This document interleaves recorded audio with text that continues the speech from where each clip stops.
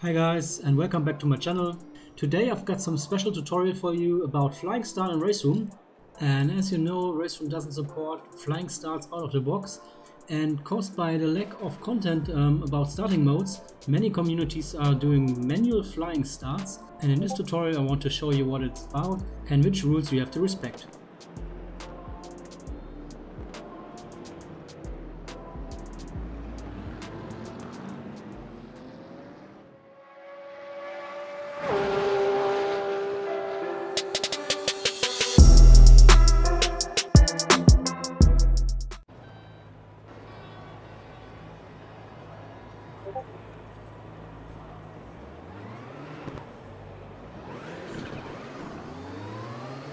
The first important thing is that everyone starts when the lights are going green, so that the gaps between the cars are not getting too big.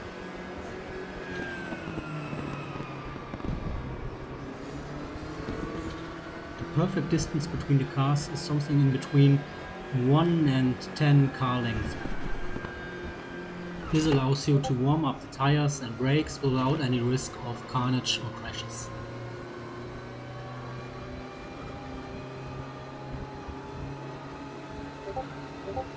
As you see on the straight, try to warm up the tires by waving the car from one side of the track to the other. And don't try to steer too much, cause you're damaging the tires more than warming them up.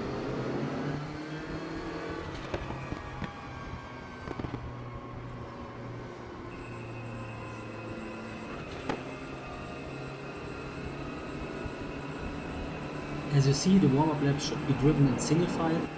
That means that the drivers have to stay behind each other and are not allowed to overtake or drive beside the other cars.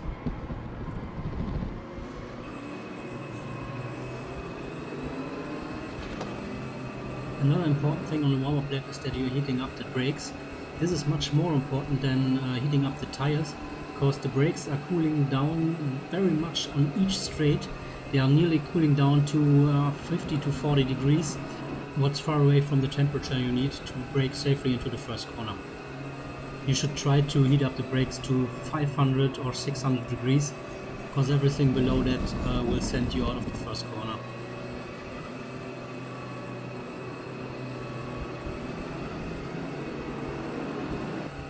Most communities are defining a special point where you have to change from single file to double file. This means that the pole setter has to lower the speed to pit limiter speed, which differs a bit from track to track. Most times it's 80 km per hour. It's important to continue holding the brakes in double file so that the brakes aren't cooling down too much. In the double file, the cars have to stay behind each other, the cars in a row have to stay on the same height, and from now it's up to the pole setter to start a race. The space in which a leader has to start a race is mostly defined in the rules of each community. Most times it's between the last starting box and the first starting box. As you see, I just released the pit limiter to start a race, and as you see, I'm immediately pulling away from the others and had a pretty decent start.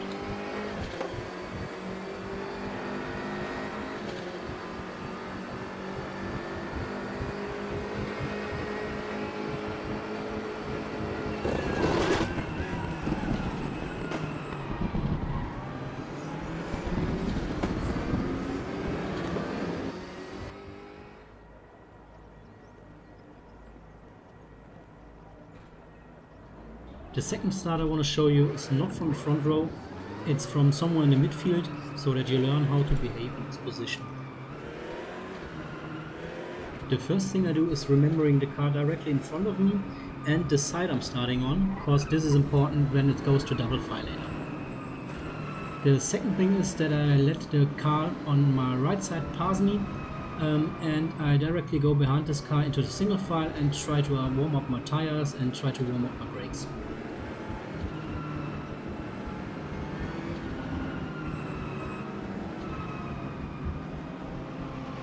It's very important that you're driving the warm-up lap in a constant speed and that you're not braking too hard, because if you do that, you're risking a crash.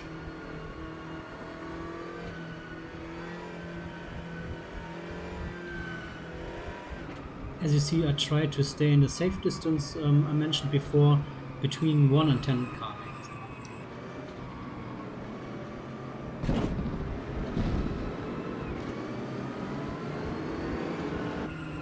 target speed for the warm-up lap should be something in between 100 and 120 kilometers per hour.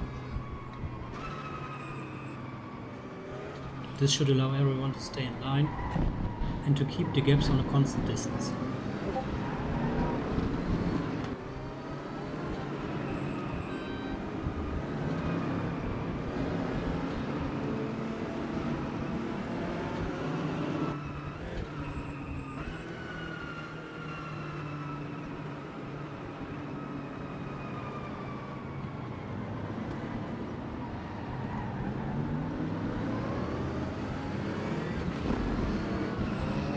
At the point the field is switching to double file, speed up a bit and try to catch the car in front of you. Stay on the side you remembered from the starting grid and try to stay in between one car length to the car in front of you. Because I don't use a VR headset, I always try to look beside with the buttons so that I can mention the distance between me and the car beside me. Try to catch up again after the last corner if the field pulls apart a bit. And the trigger to start a race for you is the car in front of you, not the leader. You're not allowed to drive transfer to the car in front of you so that you can have a look at the leader. If you do so, most communities will judge this as a jump start.